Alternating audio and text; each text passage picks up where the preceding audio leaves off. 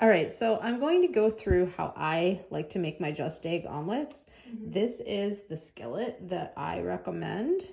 I've used Teflon as well, and it also works, but if it gets old, then it can become a little bit more sticky and hard to work with. I use this, a little bit of this, which I have in this thing, and then I've got my stuff all ready to go. So let's see how it works. Okay, so I start by putting just a little bit of that plant butter in. I have a gas stove, and I like to put it like right around medium heat to start with. Once I put the just egg on there, I will reduce the heat a little bit. But for now, the objective is to just melt this thing, get it all spread around. You don't actually need that much. My partner uses olive oil actually, and he sautés his veggies first. And he says it's also fine with olive oil. And in fact, he thinks it's easier to work with actually than real eggs. He's not actually vegan. He prefers making just egg omelets because it's easier. Anyway, so you melt this on here, and then I try to make sure that this is real well shaken, and I pour that on, and then I put my veggies in. But like I said, if you prefer to saute them first, it should be just as good. So I put on a thin layer.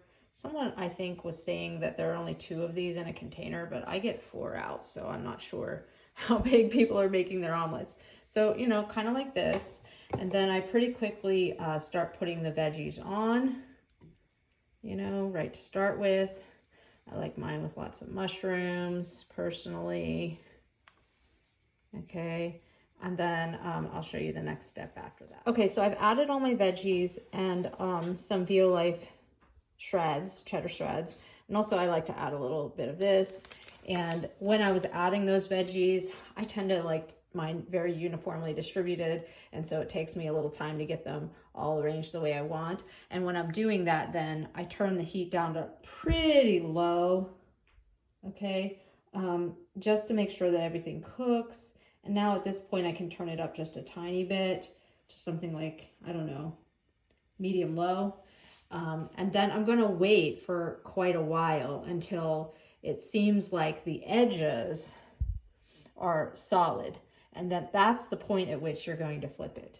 So for now, we'll put it at, you know, maybe 4 or 5. And just let it do its thing for a bit. You got to be patient at this. All right, I've turned the light on so you can see a little bit better. I've waited, you know, several minutes here. And, you know, like I can kind of see that the mushrooms are starting to cook. And at this point, like the edge, you can test the edge and see like, am I going to be able to get underneath there?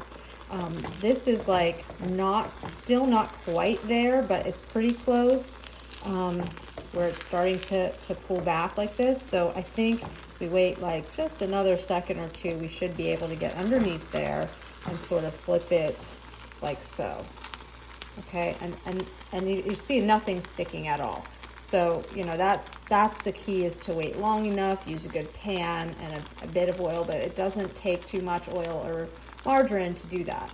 So then at this point, sometimes I turn up the heat just a tad to get it nice and brown on the other side. And then I'm going to flip it over to get this side one last time. Okay, we are now at a point where I think we can flip this thing over. I usually use 2 hands for this, but one hand's dedicated to the camera. So let's see if I can do it. We just sort of flip it over, and you see how it's like nice and sort of getting golden brown on this side. And then the other side will end up being the same way once we're done here. And that's basically it. I'll show a little quick thing how to get it out of the skillet, but as you can see, nothing sticks whenever I flipped it to the other side. All right, so this thing is basically ready for a plate. Sometimes it's nice to throw up the heat just a little bit, get a nice little golden brown on that side, make it a little crispy on the outside, and then shut off the heat, and it should just come right off onto the plate. And you can see like there's only like a tiny bit, and that's mainly actually I think cheese there that has stuck. Okay, I hope this helps. Have some happy omelets.